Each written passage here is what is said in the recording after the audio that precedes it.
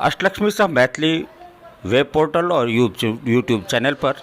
आइ प्रस्तुत अछि बिहार पंचायत चुनावक विभिन्न चरणक प्रक्रिया में लखनऊ प्रखंडक उत्तरी बेहट पंचायतक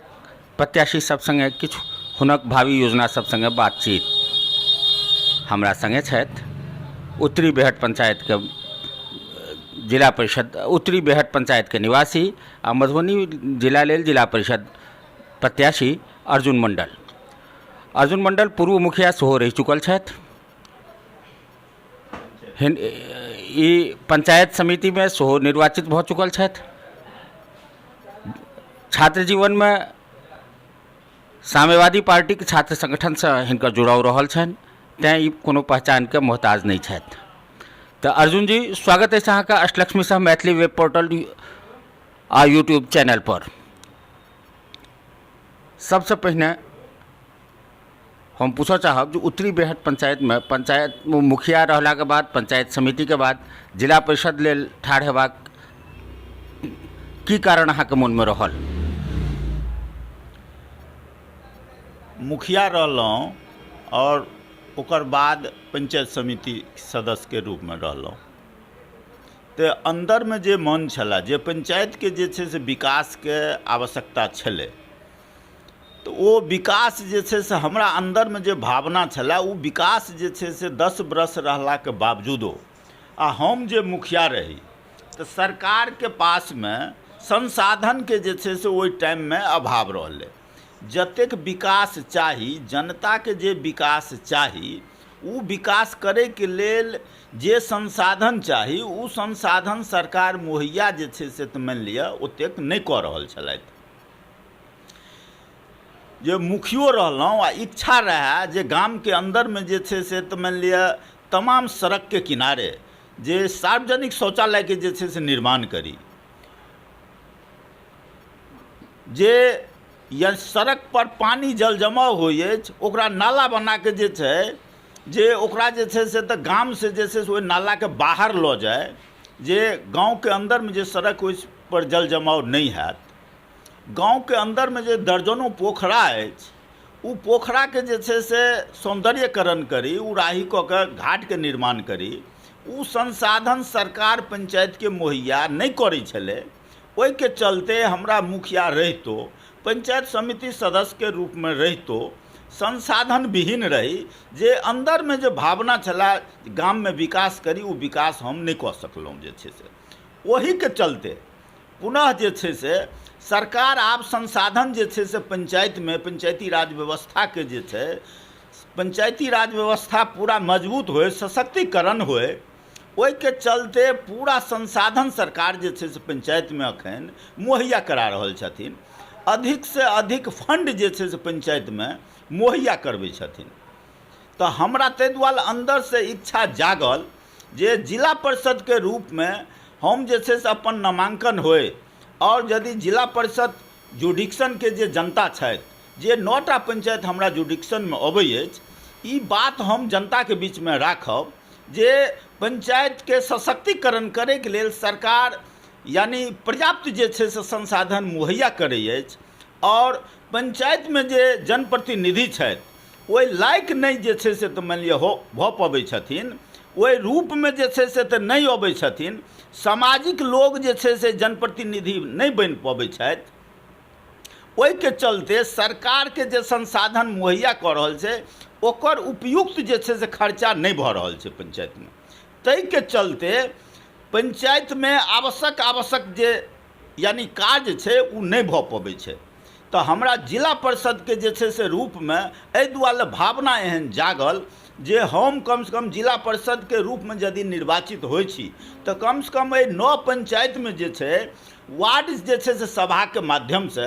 पंचायत जे छै से ग्राम सभा के माध्यम से एहि बात के प्रेरित करबै जे सरकार के जे महत्वाकांक्षी योजना छै, जल जीवन हरियाली छै, जल जीवन हरियाली के हमरा नहीं लगै अछि जे ई 9टा पंचायत और 1टा पंचायत के जे छै से तऽ मानि लिअ बात छोड़ू, ई जिला परिषद के जुडिक्शन में जे 9टा पंचायत अछि, हमरा प्रखंड में जे 17टा पंचायत अछि, ओहि पंचायत के मानि लिअ छोड़ू, मधुबनी जिला में 399 जे छै से तऽ पंचायत अछि, ओहि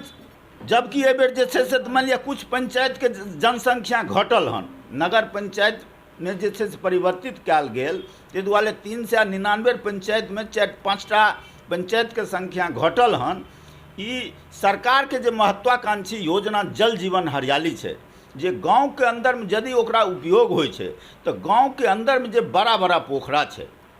सरकारके योजना छै ओहि बड़ा पोखराके जे छै हम उड़ाही करी, चारों तरफ ओहि पोखराके घाट बनाबी और ओहि पोखराके सौंदर्यकरण करी,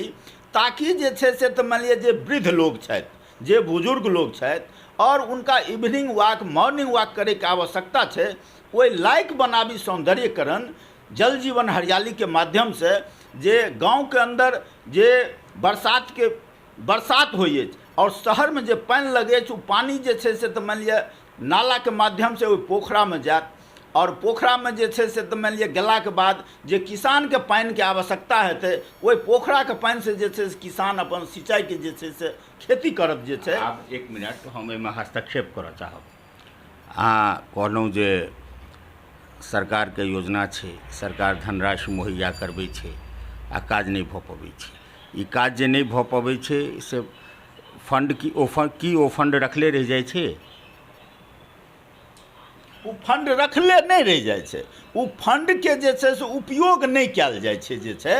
और सरकारी जे छै से तऽ मान लिअ बाबू जे छथिन तऽ एहि पर जे छै से उनका ध्यान केंद्रित नहीं होइ छै जे ई फंड कियाक नहीं उपयोग भेलै। उनका पंचायत में जनप्रतिनिधि और अधिकारी जे मोनिटरिंग ऑफिसर छथिन, पंचायत के मोनिटरिंग ऑफिसर, प्रखंड विकास पदाधिकारी भेलथि, अनुमंडल पदाधिकारी भेलथि, ओ जे छै से तऽ मान लिअ ओहिके प्रेशर नहीं बना पबै छथिन जे ई फंड उपयोग किया नहीं भेल, उपयोगे नहीं भऽ पबै अछि फंड। कि ओ यूटिलिटी बिना ओ फंड रिटर्न होइ छै? रिटर्न होइ छै,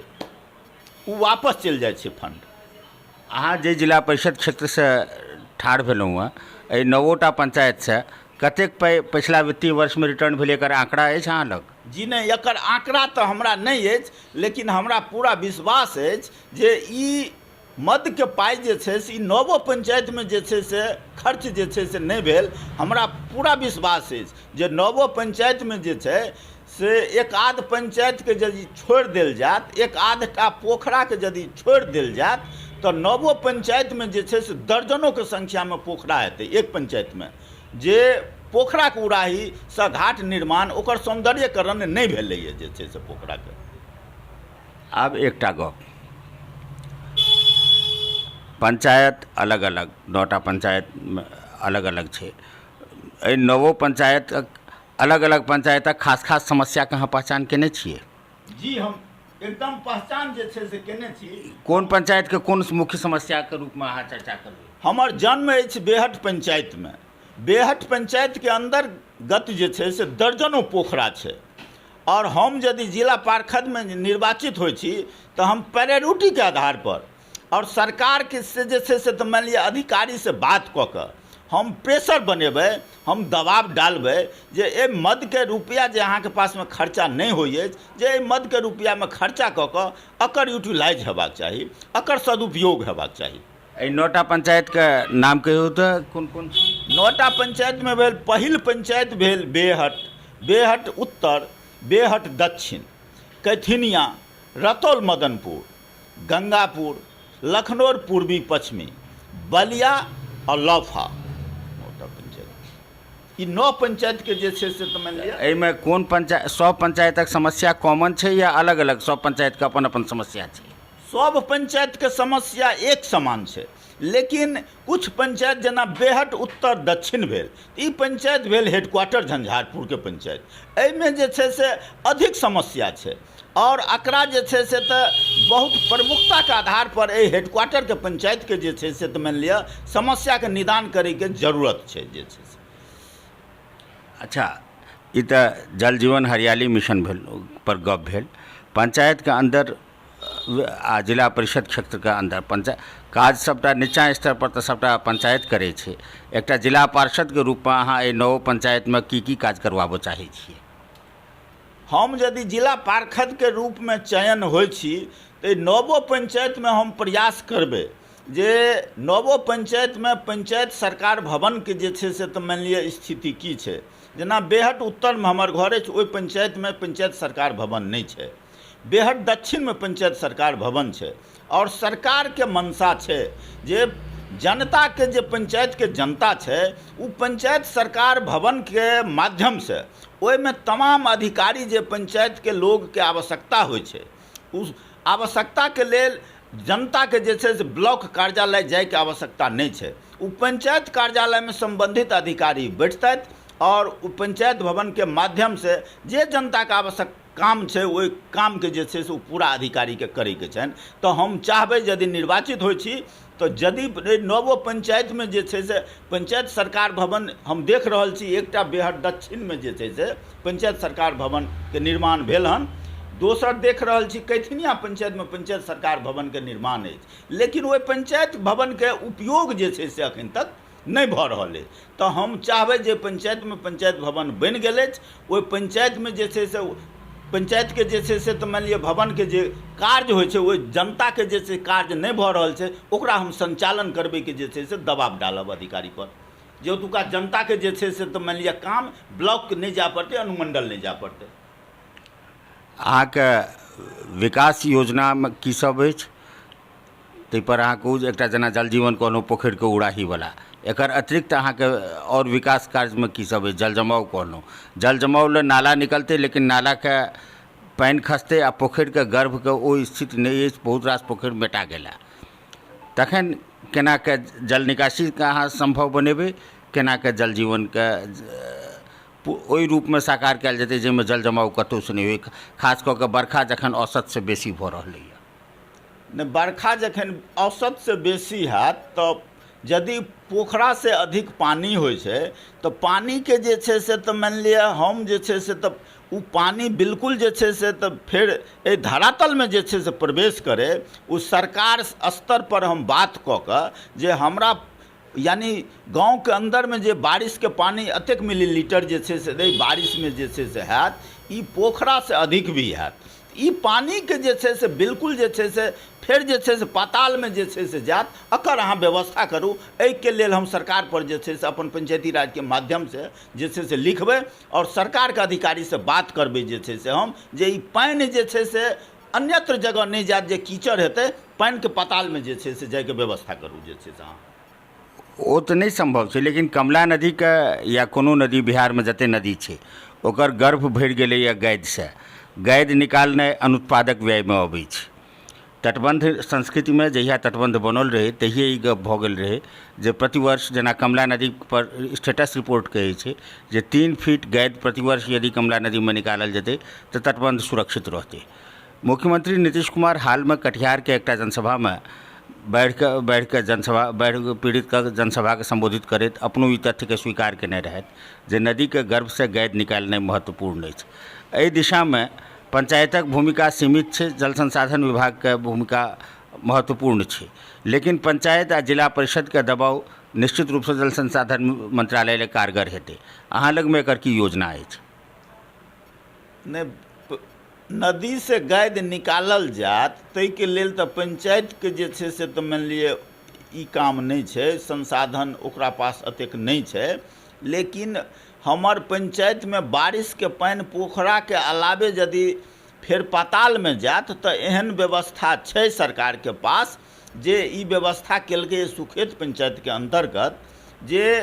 सैकड़ों एकड़ जमीन में जे जल जमाव रहे छले तो ओहने ओतऽ व्यवस्था कयल गेलैए जे उ पानी जे छे से बिल्कुल जे छे से तो मान लिया ओहिमे जे जल जमाव होइ छै जे आइ के डेट में ओतऽ जल जमाव नहीं छै, पानी पाताल चलि जाइ छै। तो हम जे छे से वएह ओकरे रूप जे छे से तो मान लिया प्रयास करबै,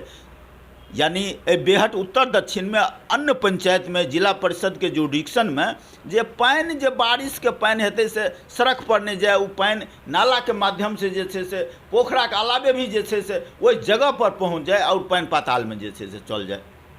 जिला परिषद से पंचायत सबके की लाभ भऽ रहलैए, एखन तक के व्यवहारिक अनुभव की अछि? जिला परिषद से अखन तक जे छे से तो मान लिया पंचायत के कुछ लाभ नहीं जे छे से केवल जे छे से तो मान लिया ई जे जनप्रति पंचायती राज व्यवस्था के एकटा अंग बनायल गेलै पंचायत समिति सदस्य और जिला परिषद सदस्य, केवल जे छै से तऽ मानि लिअ ई एकटा जे छै से तऽ मानि लिअ की कहक चाही जिला परिषद के यानी सदस्य के रूप में जे छै से ई एकटा मीटिंग के जे छै से तऽ मानि लिअ 3 महीना पर 4 महीना पर सरकार जे छै से इनका सबके करबैत रहलै और विभिन्न जे छै से तऽ योजना के अनुमोदन करबैत रहलखिन। एहि के अलावे जे छै से तऽ मानि लिअ एहि जिला परिषद के जे छै से बहुत विस्तार से जे छै से कोनो जवाबदेही नहि जे छै से देल गेलै और इनका से जे छै से कोनो काम जे छै से ओहि रूप में जे छै से तऽ मानि लिअ धरातल पर उतारल नहि गेलै। जिला परिषद के यह अखन तक काम रहल जे जिला परिषद के पंचायती राज व्यवस्था के जे सपना रहे पंचायती राज के, उ सपना के जे छै से जिला परिषद के जे अधिकार छै, पंचायत समिति के जे अधिकार छै, मुखिया के जे अधिकार भी छै, ओकरा जे छै से साकार अखन तक जे छै से नहि भेलैए। जे छै से आब अहाँ एकटा गप कहू जे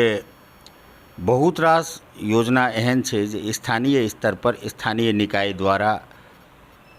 आय सृजन से लऽ कऽ राजस्व सृजन से लऽ कऽ ओ विभिन्न बहुत रास एहन योजना छै जाहि सरकार के फंड नहीं छै, लेकिन अपना स्तर पर स्थानीय निकाय आय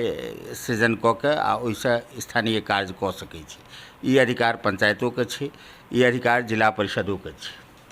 ओहि संदर्भ में अपना सबक ओहिठामक व्यवहारिक अनुभव एखन तक की रहल अछि? नहीं एहन जे छै से यानी कोऑर्डिनेशन जे छै से तऽ मानि लिअ एहि बिंदु पर जे छै से तऽ मानि लिअ वएह नहि बनि पेलै। ताहि दुआरे पूर्व में हम कहि देलहुँ जे केवल मीटिंग के अलावे जे छै से तऽ मानि लिअ एहि सदस्य सबके और दोसर कोनो जे छै से तऽ मानि लिअ अथी नहि कयल गेलैए जे कोऑर्डिनेशन जे छै से एहि पंचायती राज व्यवस्था के जे छै से तऽ मानि लिअ अखन तक नहीं बनायल गेलैए जे एक दोसर जे छै से मुखिया के जे छै से कोऑर्डिनेशन पंचायत समिति से हेबाक चाही, पंचायत समिति के कोऑर्डिनेशन जिला परिषद से हेबाक चाही, जिला परिषद के कोऑर्डिनेशन जे छै से पंचायत के माध्यम से जे यानी मुखिया जी, पंचायत समिति सदस्य, जिला परिषद सदस्य जे पंचायती राज संस्था के जे राज्य सरकार के जे मान लिअ मेंबर छथिन, हमरा वोट से जे छै से चुनाव जीत के जे छथि, जे हमर बात जे छै से पंचायतक बात जे छै से राज्य सरकार के जे छै से पहुँचेथिन, एहि बीच में कोनो कोऑर्डिनेशन अखन तक जे छै से नहीं बनायल गेलै। और एहि के दिशा में सरकारो अखन तक जे छै से तऽ मानि लिअ एहि बात पर ध्यान नहीं देलकै जे पंचायती राज संस्था के पटना तक जे कोऑर्डिनेशन छै वो कोऑर्डिनेशन अखन तक किएक नहीं बनि रहल छै, जे विकास अखन तक जे छै से बहुत विकास पेंडिंग छै, लंबित छै, जे रूप हेबाक चाही विकास के वो नहीं भऽ रहल छै, वो कोऑर्डिनेशन के अभाव में नहीं भऽ रहल छै। वो कोऑर्डिनेशन पर सरकारो अखन तक ध्यान नहीं देलक। एकटा